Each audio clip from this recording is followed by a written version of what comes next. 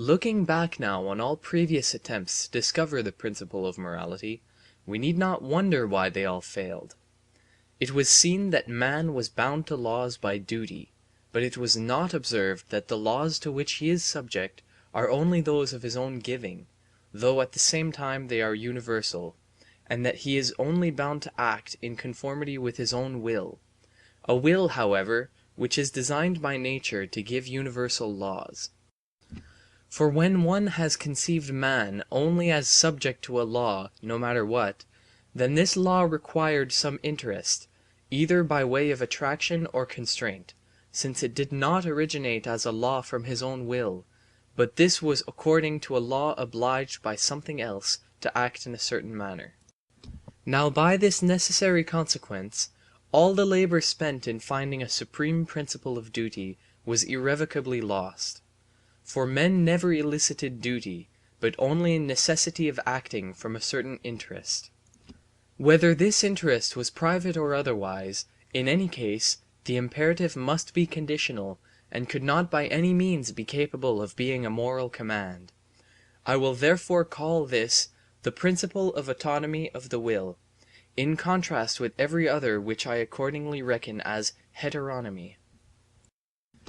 The conception of the will of every rational being as one which must consider itself as giving in all the maxims of its will universal laws, so as to judge itself and its actions from this point of view, this conception leads to another which depends on it and is very fruitful, namely, that of a kingdom of ends. By a kingdom, I understand the union of different rational beings in a system by common laws. Now since it is by laws that ends are determined as regards their universal validity, hence, if we abstract from the personal differences of rational beings, and likewise from all the content of their private ends, we shall be able to conceive all ends combined in a systematic whole, including both rational beings as ends in themselves, and also the special ends which each may propose to himself. That is to say, we can conceive a kingdom of ends, which on the preceding principles is possible. For all rational beings come under the law that each of them must treat itself and all others never merely as means, but in every case at the same time as ends in themselves. Hence results a systematic union of rational being by common objective laws, i.e., a kingdom which may be called a kingdom of ends, since what these laws have in view is just the relation of these beings to one another as ends and means.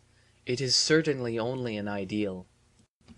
A rational being belongs as a member to the kingdom of ends, when, although giving universal laws in it, he is also himself subject to these laws. He belongs to it as a sovereign when, while giving laws, he is not subject to the will of any other. A rational being must always regard himself as giving laws either as a member or as sovereign in the kingdom of ends, which is rendered possible by the freedom of the will. He cannot, however, maintain the latter position merely by the maxims of his will, but only in case he is a completely independent being, without wants, and with unrestricted power adequate to his will. Morality consists, then, in the reference of all actions to the legislation which alone can render a kingdom of ends possible. This legislation must be capable of existing in every rational being, and of emanating from his will, so that the principle of this will is never to act on any maxims which could not without contradiction be also a universal law, and, accordingly, always so to act that the will could at the same time regard itself as giving in its maxims universal laws. If now the maxims of rational beings are not by their own nature coincident with this objective principle, then the necessity of acting on it is called practical necessitation, i.e., duty. Duty does not apply to the sovereign in the kingdom of ends, but it does to every member of it and to all in the same degree. The practical necessity of acting on this principle, i.e., duty, does not rest at all on feelings, impulses, or inclinations, but solely on the relation of rational beings to one another, a relation in which the will of a rational being must always be regarded as legislative, since otherwise it could not be conceived as an end in itself. Reason, then, refers to every maxim of the will, regarding it as legislating universally to every other will and also to every action towards oneself, and this not on account of any other practical motive or any future advantage, but from the idea of the dignity of a rational being, obeying no law but that which he himself also gives. In the kingdom of ends, everything has either value or dignity. Whatever has a value can be replaced by something else which is equivalent. Whatever, on the other hand, is above all value, and therefore admits of no equivalent, has a dignity. Whatever has reference to the general inclinations and wants of mankind has a market value. Whatever, without presupposing a want, corresponds to a certain taste, that is, to a satisfaction in the mere purposeless play of our faculties, has a fancy value. But that which constitutes the condition under which alone anything can be an end in itself, this has not merely a relative worth, i.e., value, but an intrinsic worth, that is, dignity. Now, morality is the condition under which alone a rational being can be an end in himself, since by this alone is it possible that he should be a legislating member of the kingdom of ends. Thus, morality, and humanity as capable of it, is that which alone has dignity. Skill and diligence in labor have a market value. Wit, lively imagination, and humor have a fancy value. On the other hand, fidelity to promises, benevolence from principle, not from instinct, have an intrinsic worth. Neither nature nor art contains anything which in default of these it could put in their place, for their worth consists not in the efforts which spring from them, not in the use and advantage which they secure, but in the disposition of mind, that is, the maxims of the will which are ready to manifest themselves in such actions, even though they should not have the desired effect. These actions also need no recommendation from any subjective taste or sentiment, that they may be looked on with immediate favor and satisfaction. They need no immediate propensation or feeling for them.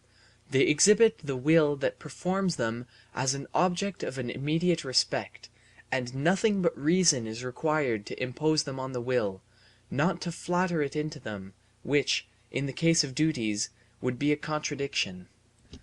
This estimation therefore shows that the worth of such a disposition is dignity, and places it infinitely above all value, with which it cannot for a moment be brought into comparison or competition without, as it were, violating its sanctity. What then is it which justifies virtue or the morally good disposition in making such lofty claims? It is nothing less than the privilege it secures to the rational being of participating in the giving of universal laws, by which it qualifies him to be a member of a possible kingdom of ends, a privilege to which he was already destined by his own nature as being an end in himself, and, on that account, legislating in the kingdom of ends, free as regards all laws of physical nature, and obeying those only which he himself gives, and by which his maxims can belong to a system of universal law, to which at the same time he submits himself. For nothing has any worth except what the law assigns it.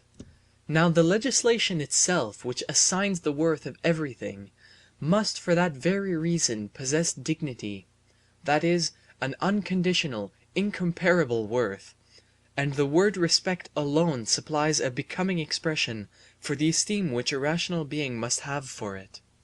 Autonomy, then, is the basis of the dignity of a human and of every rational nature.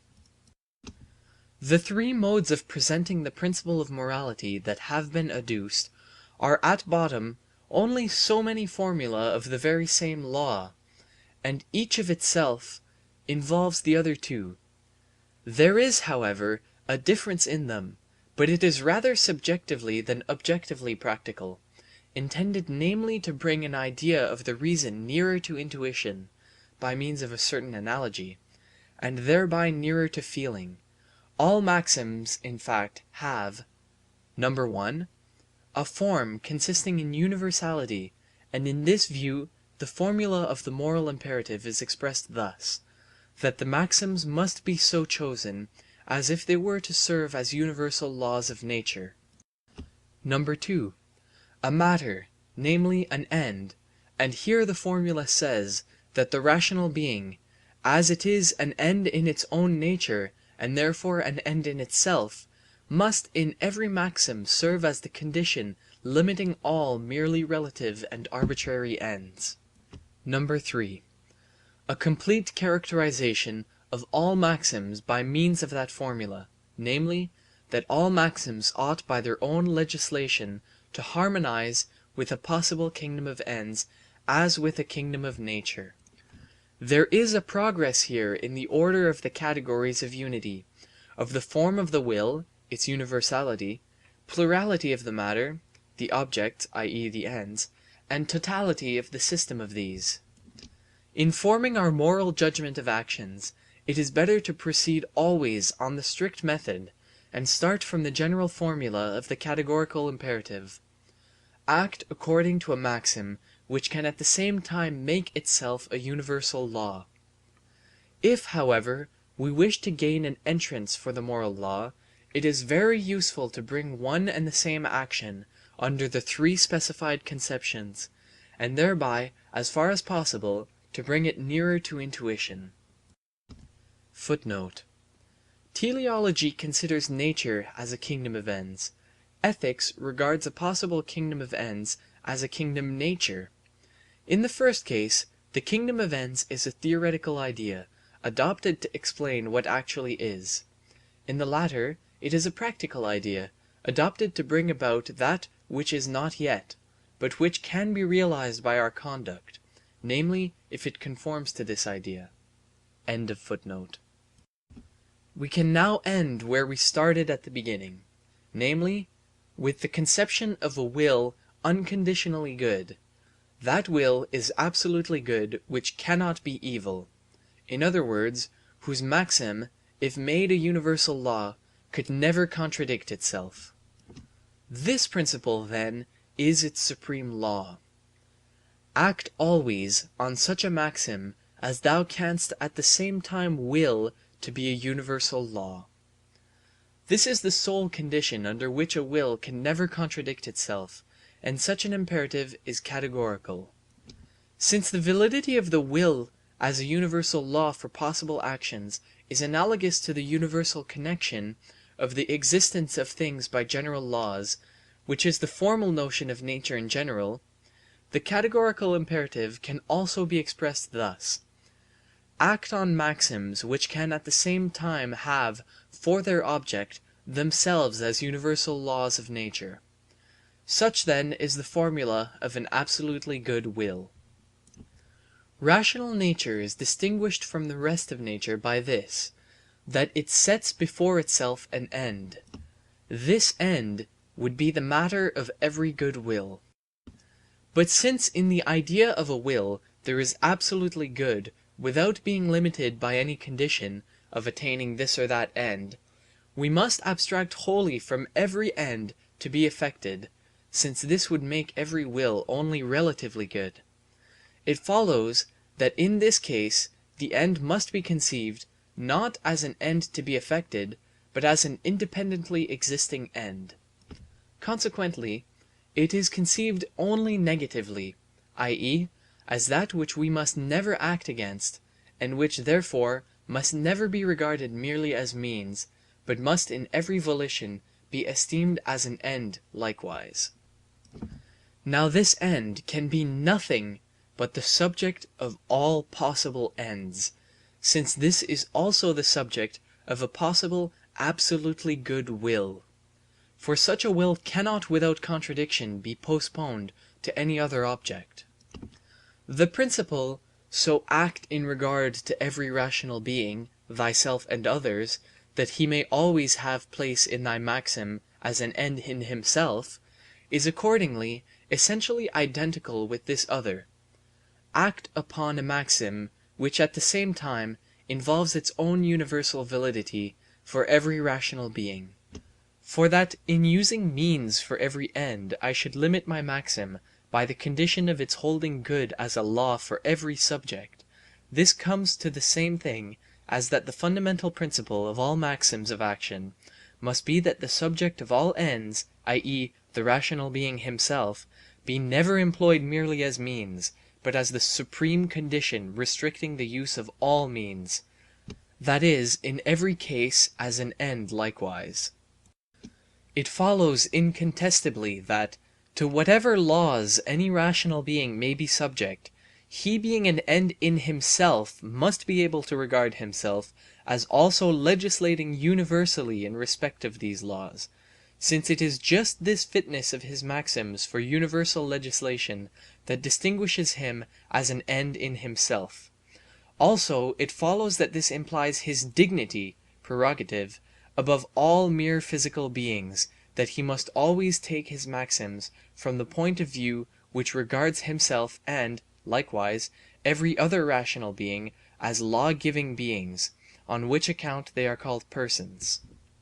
In this way, a world of rational beings, mundus intelligibilis, is possible as a kingdom of ends, and this by virtue of the legislation proper to all persons as members.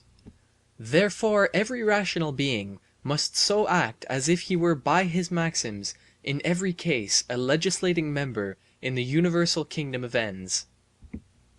The formal principle of these maxims is, so act as if thy maxim were to serve likewise as the universal law of all rational beings. A kingdom of ends is thus only possible on the analogy of a kingdom of nature. The former, however, only by maxims, that is, self-imposed rules, the latter only by the laws of efficient causes acting under necessitation from without. Nevertheless, although the system of nature is looked upon as a machine, yet so far as it has reference to rational beings as its ends, it is given on this account the name of a kingdom of nature. Now such a kingdom of ends would be actually realized by means of maxims conforming to the canon which the categorical imperative prescribes to all rational beings, if they were universally followed.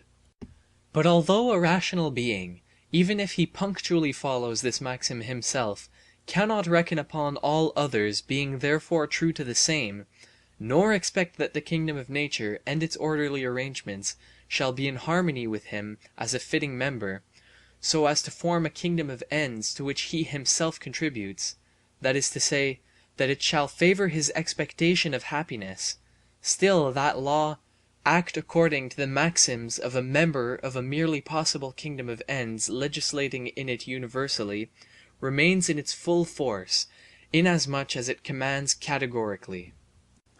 And it is just in this that the paradox lies, that the mere dignity of a man as a rational creature, without any other end or advantage to be attained thereby, in other words, respect for a mere idea, should yet serve as an inflexible precept of the will, and that it is precisely in this independence of the maxim on all such springs of action that its sublimity consists, and it is this that makes every rational subject worthy to be a legislative member in the kingdom of ends, for otherwise he would have to be conceived only as subject to the physical law of his wants. And although we should suppose the kingdom of nature and the kingdom of ends to be united under one sovereign, so that the latter kingdom thereby ceased to be a mere idea and acquired true reality, then it would no doubt gain the accession of a strong spring, but by no means any increase in its intrinsic worth. For this sole absolute lawgiver must, notwithstanding this, be always conceived as estimating the worth of rational beings only by their disinterested behavior, as prescribed to themselves from that idea, the dignity of man, alone.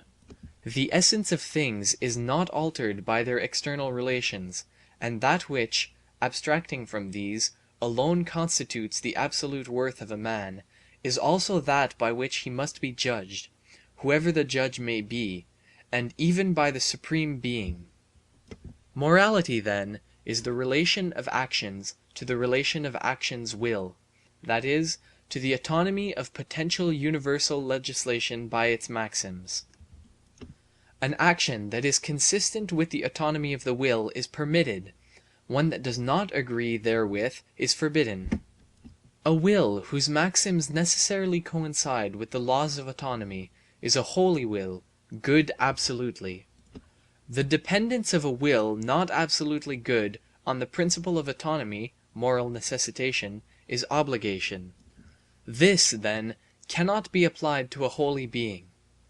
The objective necessity of actions from obligation is called duty.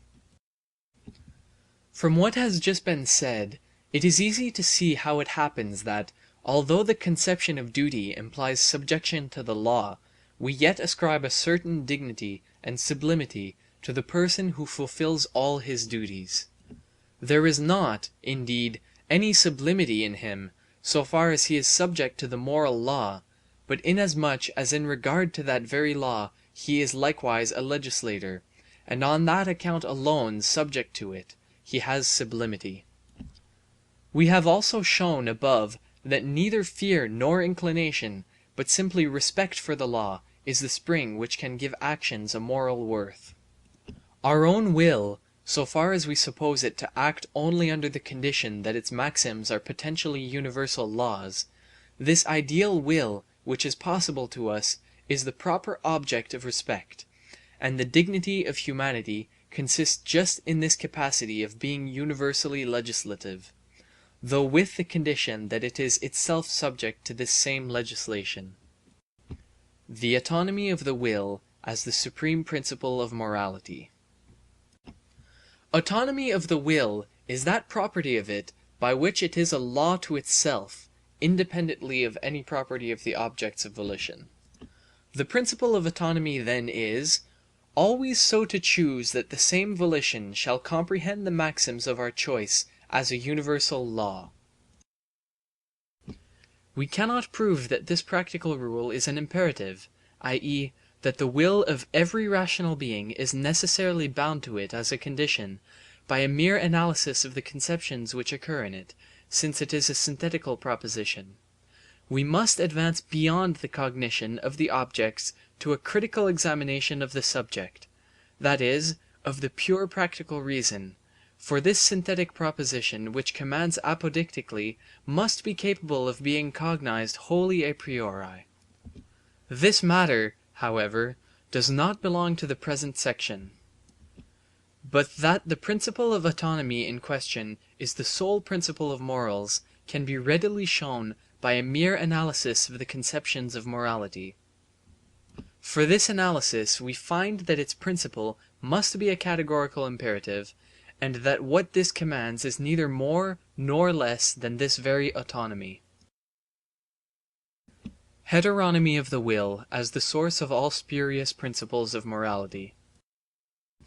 If the will seeks the law which is to determine it anywhere else than in the fitness of its maxims to be universal laws of its own dictation, consequently, if it goes out of itself and seeks this law in the character of any of its objects, there always results heteronomy.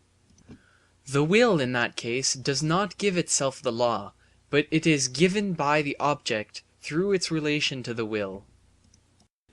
This relation, whether it rests on inclination or on conceptions of reason, only admits of hypothetical imperatives. I ought to do something because I wish for something else. On the contrary, the moral and therefore categorical imperative says, I ought to do so and so even though I should not wish for anything else, e.g., the former says, I ought not to lie if I would retain my reputation. The latter says, I ought not to lie although it should not bring me the least discredit.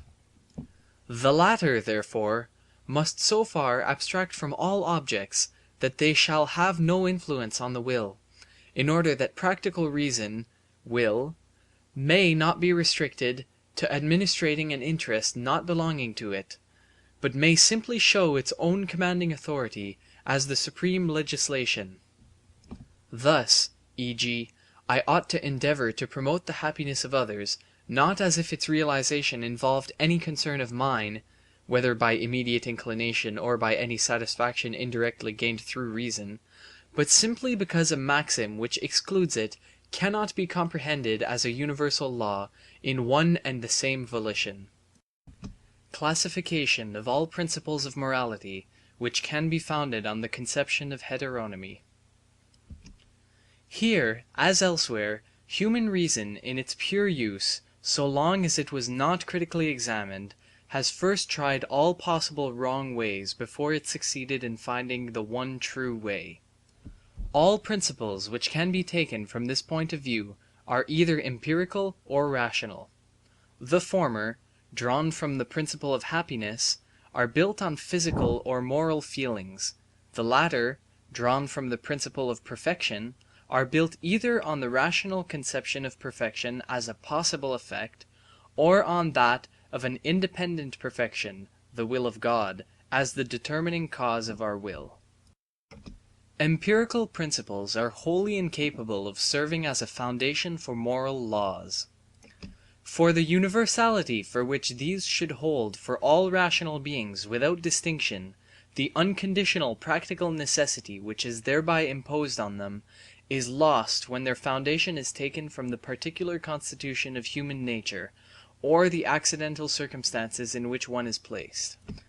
The principle of private happiness, however, is the most objectionable, not merely because it is false, and experience contradicts the supposition that prosperity is always proportioned to good conduct, nor yet merely because it contributes nothing to the establishment of morality, since it is quite a different thing to make a prosperous man and a good man, or to make one prudent and sharp-sighted for his own interests and to make him virtuous, but because the springs it provides for morality are such as rather undermine it and destroy its sublimity, since they put the motives to virtue and to vice in the same class, and only teach us to make a better calculation, the specific difference between virtue and vice being entirely extinguished.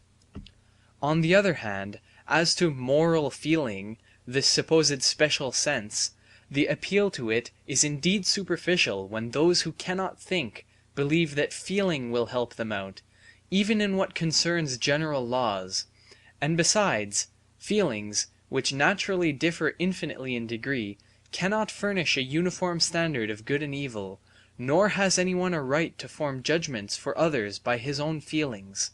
Nevertheless, this moral feeling is nearer to morality and its dignity in this respect, that it pays virtue the honor of ascribing to her immediately the satisfaction and esteem we have for her, and does not, as it were, tell her to her face that we are not attached to her by her beauty, but by profit.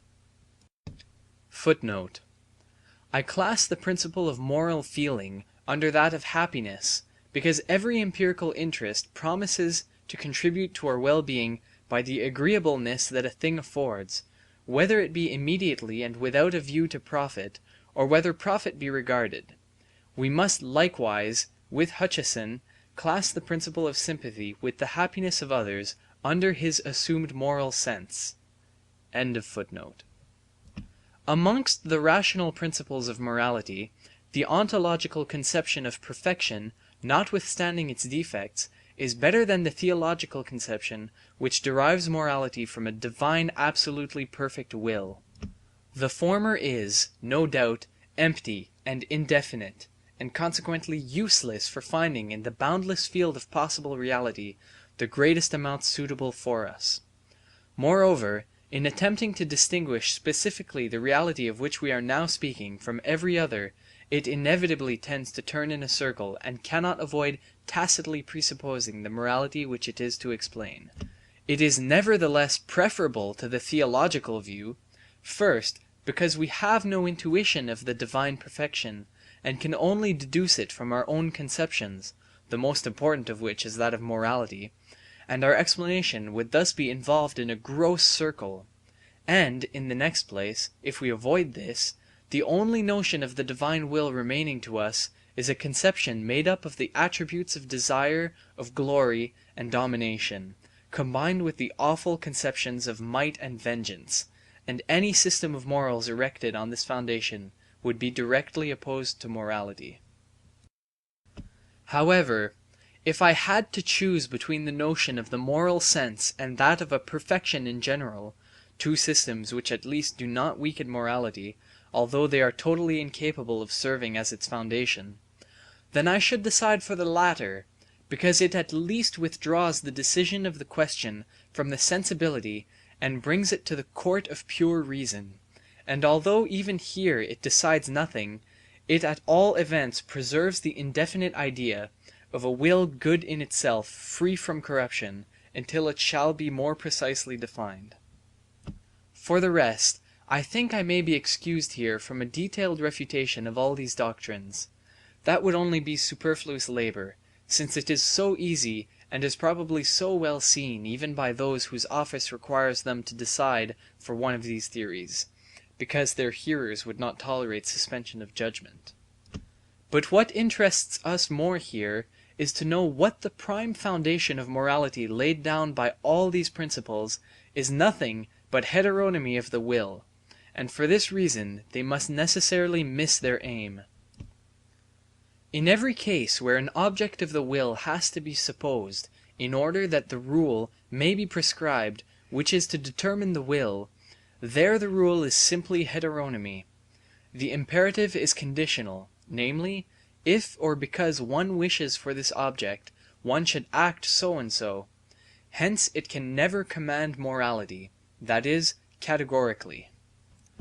Whether the object determines the will by means of inclination, as in the principle of private happiness, or by means of reason directed to objects of our possible volition generally, as in the principle of perfection, in either case the will never determines itself immediately by the conception of the action, but only by the influence which the foreseen effect of the action has on the will. I ought to do something, on this account, because I wish for something else, and here there must be yet another law assumed in me, as its subject, by which I necessarily will this other thing, and this law again requires an imperative to restrict this maxim. For the influence which the conception of an object within the reach of our faculties can exercise on the will of the subject, in consequence of its natural properties, depends on the nature of the subject, either the sensibility, inclination and taste, or the understanding and reason, the employment of which is by the peculiar constitution of their nature attended with satisfaction. It follows that the law would be, properly speaking, given by nature, and, as such, it must be known and proved by experience, and would consequently be contingent, and therefore incapable of being an apodeictic practical rule, such as the moral rule must be. Not only so, but it is inevitably only heteronomy. The will does not give itself the law, but is given by a foreign impulse by means of a particular natural constitution of the subject adapted to receive it. An absolutely good will, then, the principle of which must be a categorical imperative, will be indeterminate as regards all objects, and will contain merely the forms of volition generally, and that as autonomy, that is to say, the capability of maxims and every good will to make themselves a universal law, is itself the only law which the will of every rational being imposes on itself, without needing to assume any spring or interest as a foundation. How such a synthetical practical a priori proposition is possible, and why it is necessary, is a problem whose solution does not lie within the bounds of the Metaphysics of Morals, and we have not here affirmed its truth, much less professed to have a proof of it in our power. We simply showed by the development of the universally received notion of morality that an autonomy of the will is inevitably connected with it, or rather is its foundation. Whoever then holds morality to be anything real, and not a chimerical idea without any truth, must likewise admit the principle of it that is here assigned. This section, then, like the first, was merely analytical. Now to prove that morality is no creation of the brain, which it cannot be if the categorical imperative, and with it the autonomy of the will, is true, and as an a priori principle absolutely necessary. This supposes the possibility of a synthetic use of practical reason, which however we cannot venture on without first giving a critical examination of this faculty of reason. In the concluding section we shall give the principal outlines of this critical examination as far as it is sufficient for our purpose.